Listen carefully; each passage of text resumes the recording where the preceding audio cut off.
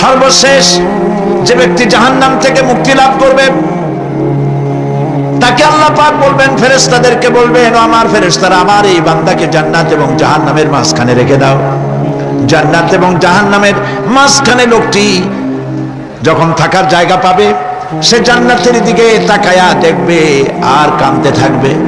আল্লাহ পাক জিজ্ঞেস করবেন, বান্দারে, যুগের পর যুগ ধরে জাহান্নামে কেঁদেছো, আমি রব্বুল আলামিন জাহান্নাম মাফ করে দিয়া জান্নাত জাহান্নামের মাঝখানে রেখে দিয়েছি, আযাব থেকে তো বেঁচে গেছো, এখন কান্দো কেন? লোকটি বলবে, রব্বুল আলামিন কান্দি এই কারণে, জাহান্নাম থেকে মাফ করেছো, তোমার শুকরিয়া আদায় করি।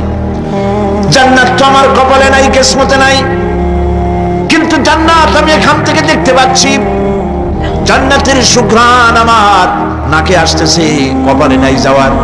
আমি কাঁদি এই জন্য, তুমি যদি মেহেরবানি করে আমাকে জান্নাতের দরজার কাছে একটু দাঁড় করায় দিতা, প্রাণ ভরে তোমার জান্নাতের দৃশ্যটা একটু দেখতাম। আল্লাহ পাক তার আরজি পূরণ করবেন, বলবেন যাও, ফেরেশতাদের বলবেন এর জান্নাতের দরজার কাছে দাঁড় করায় দাও। জান্নাতের দরজার কাছে দাঁড়িয়ে লোকটি আবার কান্না শুরু করবে। আল্লাহ পাক প্রশ্ন করবেন, এবার কান্দো কেন? লোকটি বলবে, রব্বুল আলামিন কান্দি এই কারণে, জান্নাতের এই দরজায় দাঁড়ায়া জান্নাতের অফুরন্ত নেয়ামত কিছুই ভালো করে দেখা যায় না, শুধু অল্প জায়গা দেখি।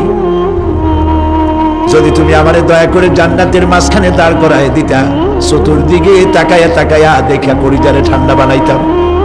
তবে আমি ওয়াদা করি, জান্নাতের কোনো নাজ নেয়ামত, কোনো ফল আমি খাবো না, ধরবো না, সইব না।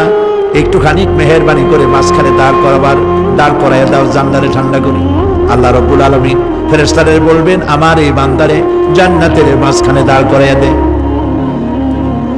আল্লাহর নবী বলেন, জান্নাতের মাঝখানে দাঁড়িয়ে লোকটি আগের চাইতে আরো জোরে চিৎকার মেরে কাঁদতে থাকবে। আল্লাহ পাক বলবেন, বান্দারে কি হলো তোর? দরজার কাছে আসতে চাইছি রে, আইনা দিলাম। আবার এবার মাঝখানে আসতে চাইছো, তাও এনে দিয়েছি, আবার কান্দো কেন?